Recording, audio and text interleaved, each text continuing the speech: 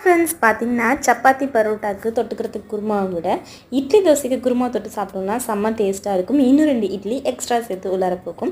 இந்த காம்போ உங்களுக்கு யாருக்காவது பிடிச்சிருந்துச்சுன்னா சொல்லுங்கள். நெக்ஸ்ட் பார்த்தீங்க அப்படின்னா அதே இதை வந்து அந்த குருமாவே சாதத்தோடு நல்லா மசிச்சு பிசைஞ்சு காயெல்லாம் உள்ளார சேர்த்து பிசைஞ்சு வச்சாச்சு. தொட்டுக்கிறதுக்கு வந்து பொட்டேட்டோ ரோஸ்ட் அவன் கேட்டான், அதனால் அதையும் செஞ்சு கொடுத்தாச்சு. இந்த நீயா நானா ஷோவில் வந்து குழந்தைங்க வந்து அம்மா பொட்டேட்டோவே தான் வைக்கிறாங்க அப்படின்னு சொன்னாங்க. பட் இந்த குழந்தைங்க தான் நம்மளை செய்ய வைக்கிறாங்கன்னு இப்போ தான் நானே தெரிஞ்சுக்கிட்டேன். நெக்ஸ்ட் பார்த்தீங்கன்னா ஃப்ளிப்கார்ட்லேருந்து ஒரு ஸ்லிப்பர் வந்து ஆர்டர் பண்ணியிருந்தேன். பேக் ஆஃப் 6 வந்து 300 சம்திங் இருந்துச்சு. சரி இருந்தால் போதும் அப்படின்னு சொல்லிட்டு ஆர்டர் பண்ணிட்டேன்.